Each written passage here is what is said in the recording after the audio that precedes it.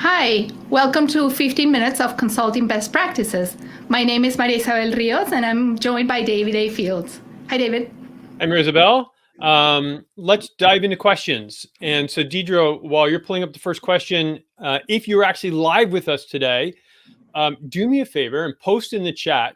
Hold on one moment, Deidre. Post in the chat if the I saw that SpaceX was scrubbed their Starship launch, but I'm really curious among the people who are listening, would you volunteer to be on a ship that's going into space, going to the moon or to Mars or anything? So it's not related to consulting, but I'm curious about our consulting community. So let me know. Okay, Deidre, what do we have?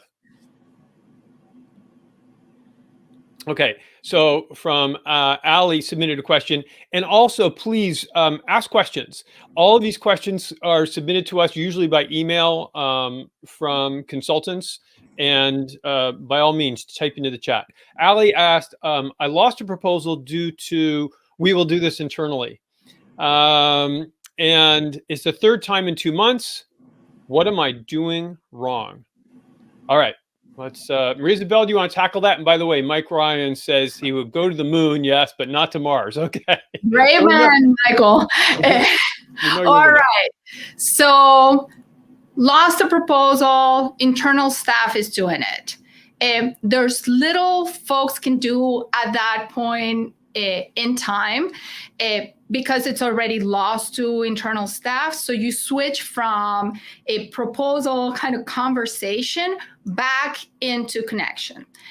However, the question of why 2 times in 3 months a proposal is being lost as it's on the table.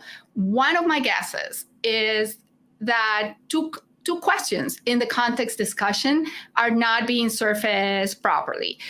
Maybe the first one is the question around why now? Why do it as a project right now? And the second one is the question of why call us? What was the motivation to come look for an external consultant and specifically us? Those 2 questions allow a better understanding of how you position your proposal and your work in relation to what are the concerns. Why is the staff not doing it themselves, right? It's another way of asking. Or what specific skills and expertise were they looking for when they contacted you or when they thought about you for presenting a proposal? David, what do you think? Yeah, well, I mean, I agree with you. I think you're right. The two major sources of competition for all of us, for all projects, number one is inertia, where the client's saying, I don't know, maybe I won't do it. It seems kind of expensive, seems kind of hard. We got other priorities. And the second is internal staff. So this is exactly what Ali is facing. And so I agree 100%. You find that out through the context discussion, through those questions that you just surfaced. But I do have a question for you. So let's say you're in the position Ali's in, and she said, so she's asking, what am I doing wrong? So you've told her you're not asking the why turn to the outside question right during the context discussion. Is there anything she can do though with these prospects who have decided not to work with her, but instead to use internal resources? I think so. I mean, there was already a level of trust and a need and a want established in the framing of the proposal, hopefully. And hopefully you guys know what we're talking about when we talk about a context discussion. If not, go look at David's book, read it up, or read up his articles, right? And the next step, I think, is to perhaps ask the prospect or the client, say, okay, tell me a little bit, what do you think your team will be able to accomplish in, say, the first 2 months? And once that moment passes, where would you like to be? With the understanding that you'll set a time and a date to touch base in those 2 months and help them assess, is the project making the strides they wanted to? Are they advancing as they had wanted to? And if not, that's an opportunity to say, okay, then let's is there an opportunity then to go back, reconfigure support that picks up where your team is at and enhances the scope of what you're doing, or accelerates their timeline, or deepens their impact, gets more value out of the project, right? Whatever the challenge they're facing a couple months down the line. So when I said at the beginning, you switch from proposal and negotiation back to connection, the connection includes an anchoring point where ideally Ali's checking back with her prospect and it's saying, okay, how is the project doing? How is it going against the measurements you had set for it? Yeah, so I agree with you. And it made me think what you said from the start is probably worth noting, which is once you've lost it, you've probably lost it for the immediate term. But I think that you're saying if you check in, and I agree with you, if you check in, you might win it later. At the very least, you're building your relationship, and so that's good.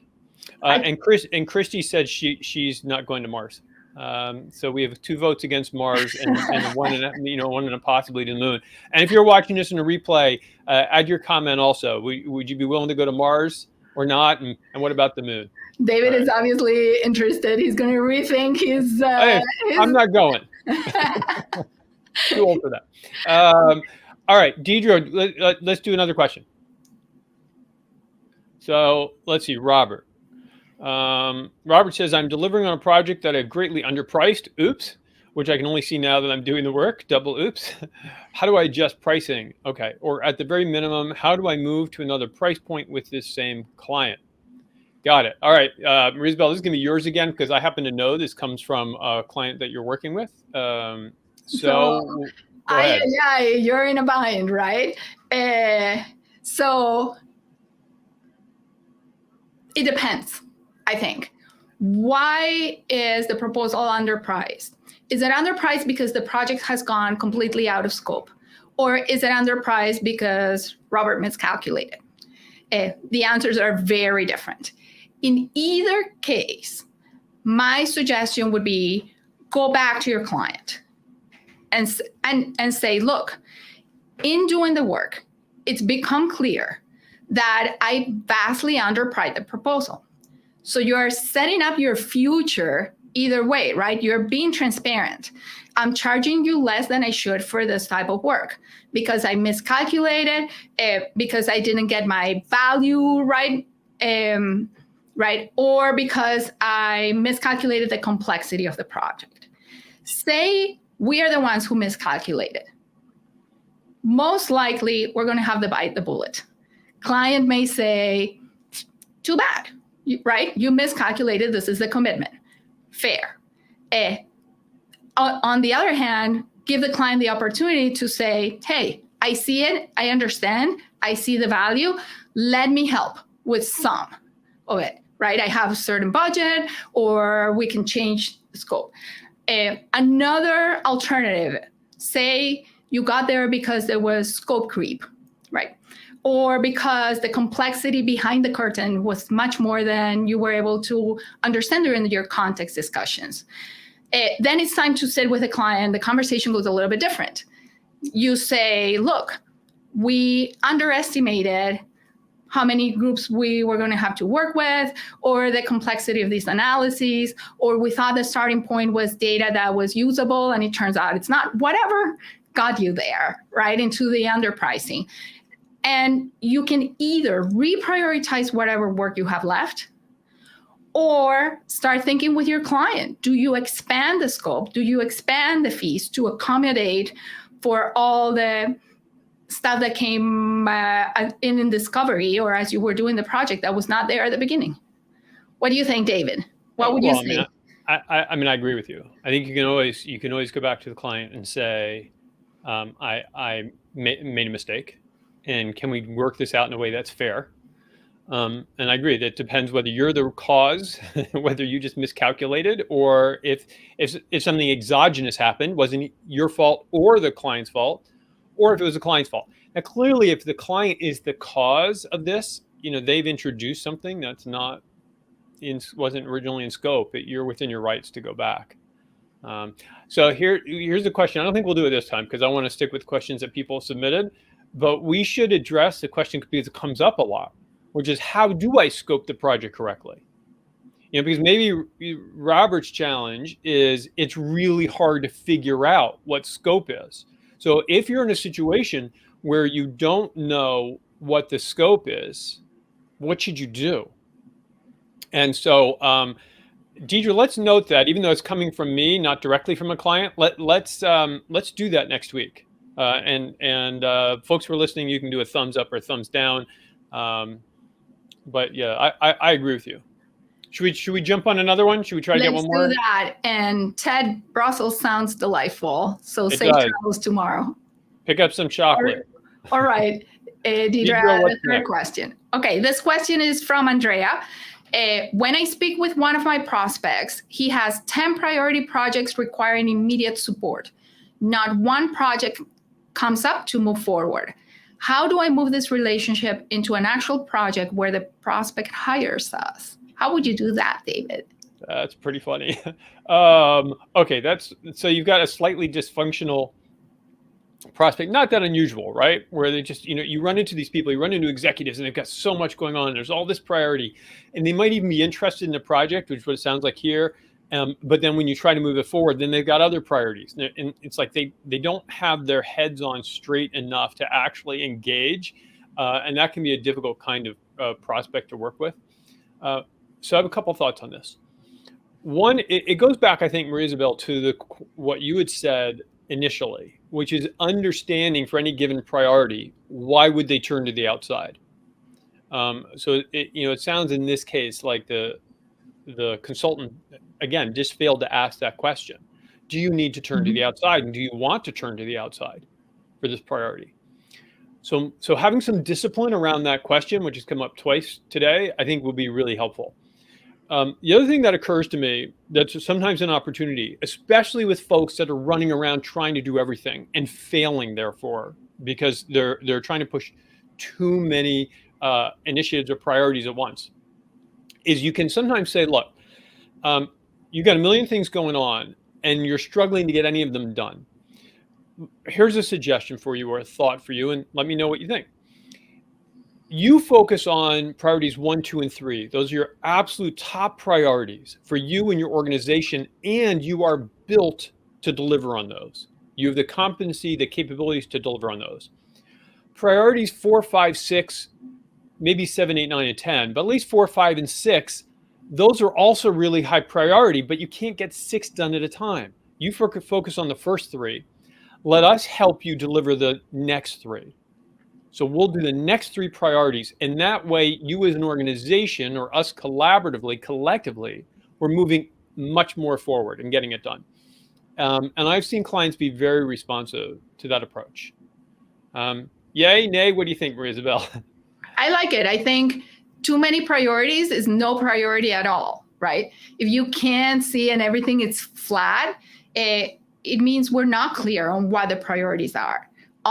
Ultimately, what's at stake, what has the highest reward, the highest risk. And yeah, if the client has the capabilities, then those should be undertaken by the client. And where we can support as consultants is come in and say, we'll amplify your effort. We'll organize them with structure. We'll be laser focused on delivering around priorities 4, 5, and 6 in your example.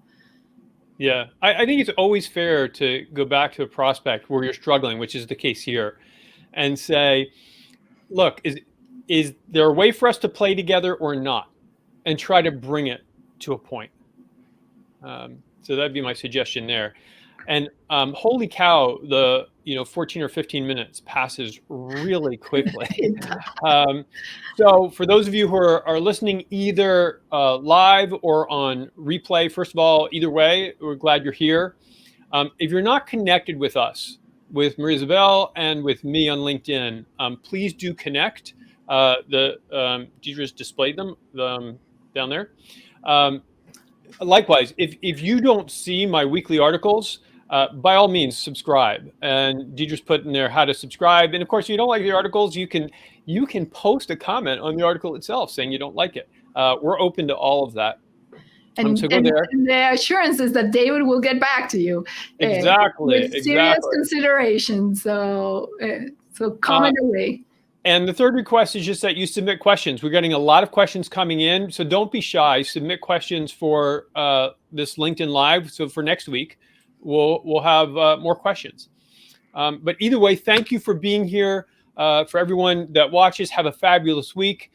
Do remember that consulting is about them. About your clients and prospects. So give them respect and give them time and give them kindness. And I'll see you next week. Bye.